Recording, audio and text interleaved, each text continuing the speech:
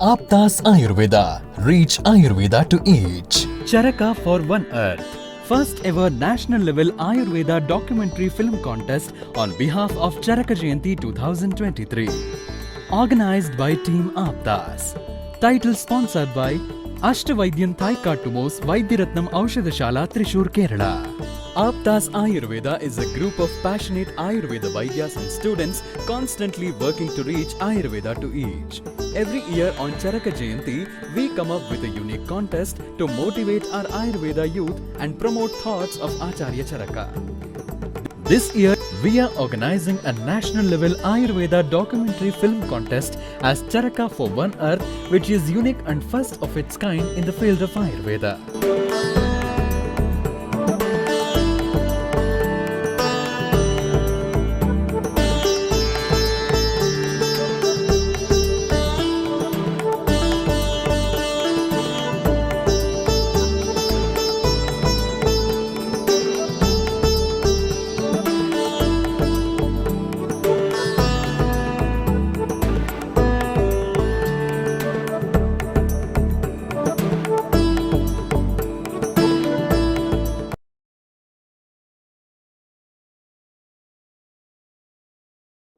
विश्व आपदा, प्रकृति का दुरुपयोग, शिक्षा का अभाव। आचार्य चरक एक प्राचीन भारतीय चिकित्सक और विद्वान थे जिन्होंने आयुर्वेद के क्षेत्र में महत्वपूर्ण योगदान दिया है, जिनके द्वारा लिखी गई चरक संहिता नामक ग्रंथ आयुर्वेद के मूलभूत ग्रंथों में से एक है। आयुर्वेद चिकित्सा की एक पारंपरिक प्रणाली है जिसकी उत्पत्ति 5000 साल से भी पहले भारत देश में हुई थी। चरक फॉर वन अर्थ। हमारे पास केवल एक ही पृथ्वी है जो साझा घर है। हमारी धरती माता को विनाश से बचाने के लिए आचार्य चरक के योगदान को प्रदर्शित करने का एक विषय है जिसे जनपदोध्वंसनीय अध्याय में समझाया गया है। वसुधैव कुटुंबकम एक संस्कृत वाक्यांश है जो प्राचीन भारतीय ग्रंथों में पाया जाता है, जिसका अर्थ है पृथ्वी एक परिवार है। जनपदोध्वंस आयुर्वेद ग्रंथों में वर्णित अनोखी अवधारणा में से एक है जिसका शाब्दिक अर्थ है लोगों या समुदाय का विनाश। आचार्य चरक ने जनपदोध्वंस के मुख्य भावों का वर्णन किया है जिनके कारण हमारी पृथ्वी विनाश की ओर बढ़ती जा रही है। वह मुख्य भाव हैं वायु, जल, देश और काल। यह चार कारक जो कि प्रत्येक जीवित प्राणी के लिए सामान्य और आवश्यक हैं। इन चार कारकों में से कोई भी विकृति व्यक्ति, समुदाय, पर्यावरण या उन सभी को एक साथ महत्वपूर्ण रूप से प्रभावित कर सकता है। चरक संहिता में वर्णित इन चार कारकों की विशेषताओं के आधार पर चक्रवात, भूकंप, स्थानिक महामारी का प्रकोप आदि जैसी विनाशकारी स्थितियां जनपदोध्वंस के साथ अनुकरण कर सकती हैं। विकृति किस कारण से उत्पन्न होती है, यह जानने के लिए हमें समय का पहिया पीछे घुमाना पड़ेगा। 7वीं शताब्दी ईसा पूर्व में भगवान आत्रेय ने अग्निवेश को जनपदोध्वंस का ज्ञान दिया। इस काल में अग्निवेश आत्रेय से यह प्रश्न करते हैं कि वायु आदि भावों की विकृति का कारण क्या है और किस कारण से जनपद का विनाश होता है। भगवान आत्रेय उत्तर देते हुए बताते हैं कि इन सभी विकृतियों का मूल कारण अधर्म, पूर्व जन्म में किए हुए बुरे कर्म व प्रज्ञापराध ही है। आचार्य चरक के अनुसार अत्यंत वेग वाली, अति शीत, अति उष्ण, अत्यंत रुक्ष, बवंडर युक्त वायु विकृत वायु कहलाती है। वायुमंडल में विभिन्न प्रकार की गैसें एक निश्चित अनुमान में उपस्थित होती हैं, लेकिन दूषित विषैली गैसों के मिलने के कारण इन गैसों का प्राकृतिक अनुपात खराब हो जाता है, जो कि जनपदोध्वंस का एक मुख्य कारक है। एक वाक्यांश हमारे पंजाब प्रांत के लुधियाना महानगर के गैसपुरा इलाके में भी हुआ था।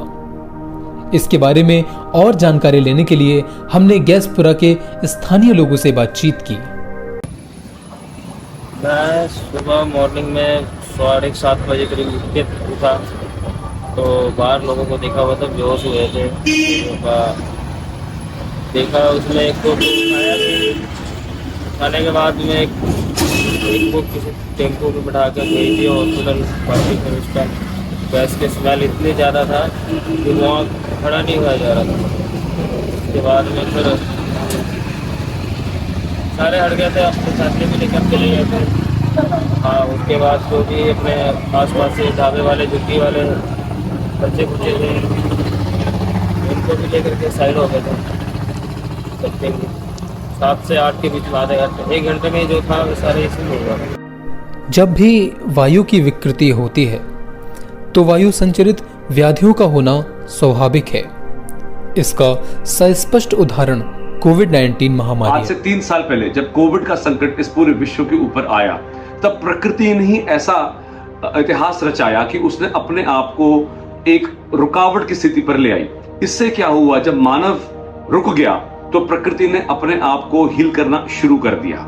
एक होम्योस्टैसिस की प्रक्रिया स्टार्ट हो गई, जिससे कि हमने देखा कि हमारी जो जल, देश, वायु और काल, इन सब के अंदर जो उनकी विकृतियां थी वह प्राकृतिक स्वरूप में वापस आने शुरू हो गए। आप सब जानते हैं कि हजारों सालों के बाद पंजाब के कुछ शहरों से जो हिमाचल के बड़े बड़े पहाड़ थे वह दिखने शुरू हो गए थे। एयर क्वालिटी इंडेक्स इतना इंप्रूव हो गया था कि लोगों में एक अलग सा कॉन्फिडेंस पैदा हो गया था। लेकिन इसी के साथ साथ लॉकडाउन के समय लोगों में एक डर भी था, और इस डर के साथ साथ ये बात ये भी देखने को मिली कि बहुत से लोगों का एक जो रुझान था वह अपनी सेहत की तरफ बढ़ता चला गया।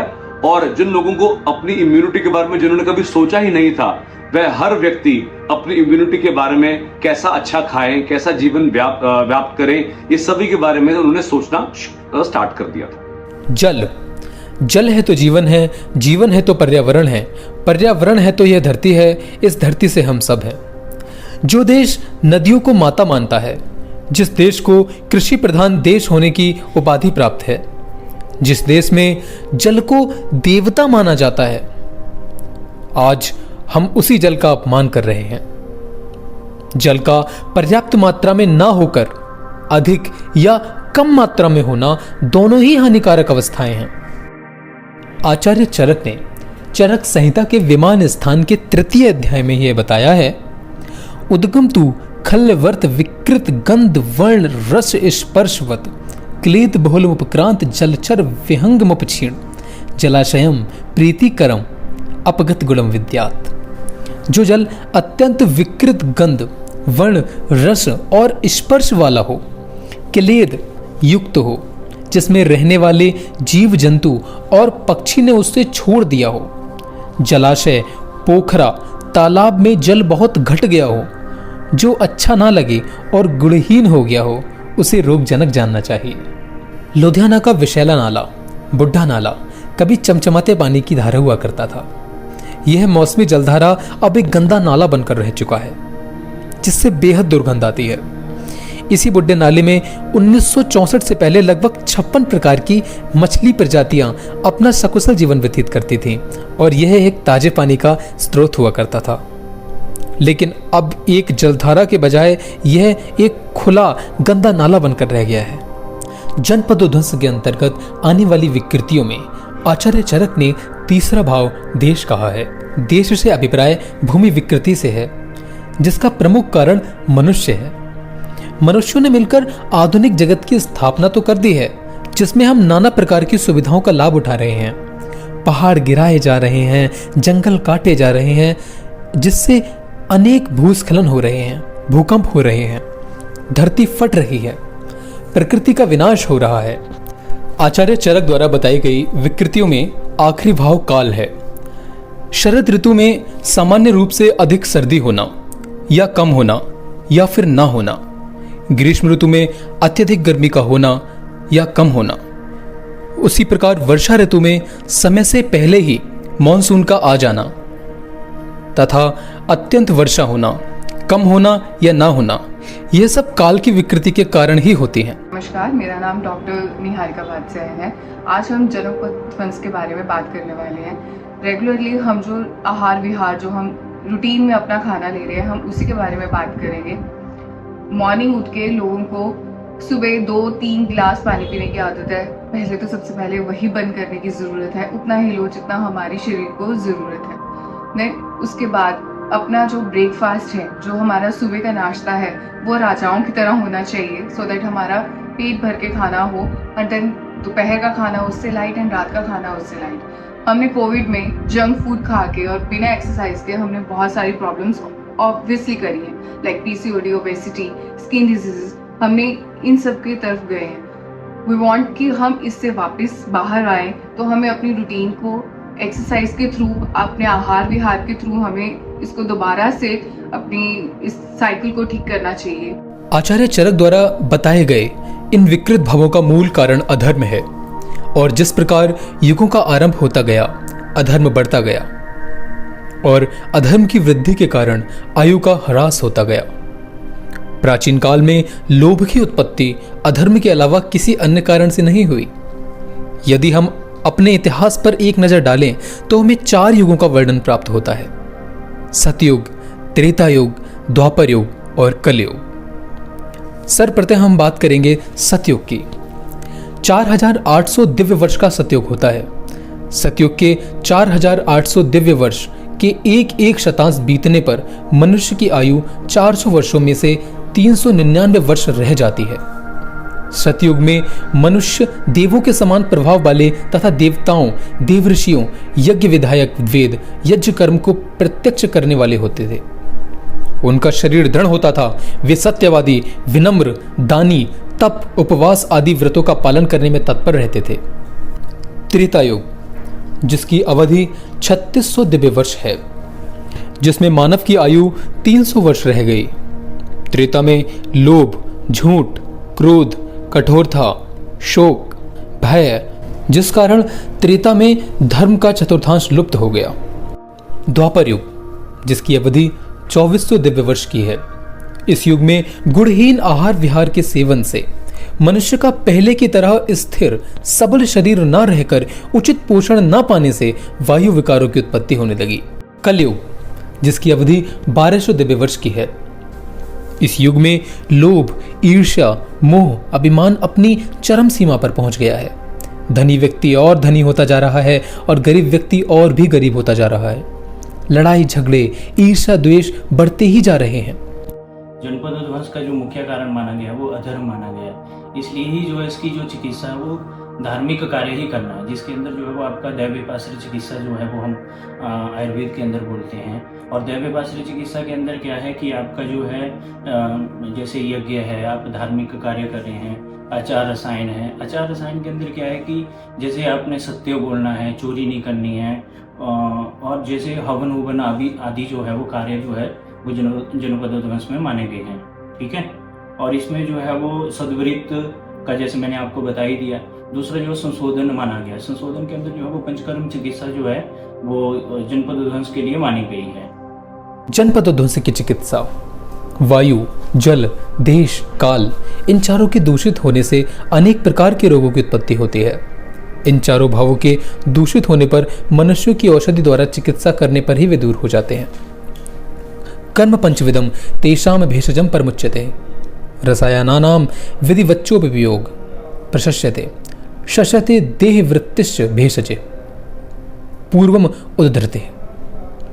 जिन लोगों को रोग जिनका मृत्युजनक नहीं है, ऐसे लोगों के रोगों की चिकित्सा के लिए पंचकर्म चिकित्सा श्रेष्ठ बताई गई है। आचार्य चरक ने आयु की रक्षा की चिकित्सा का उपदेश किया है।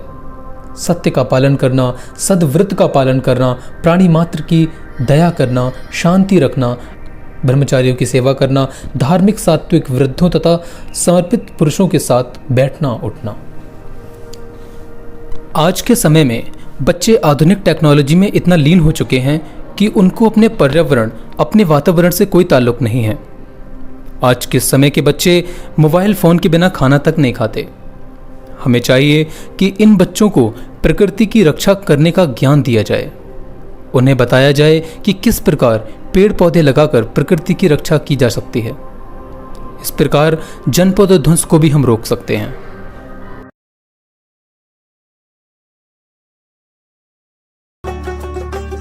Subscribe and share this video to all and join hands with us to reach Ayurveda to each.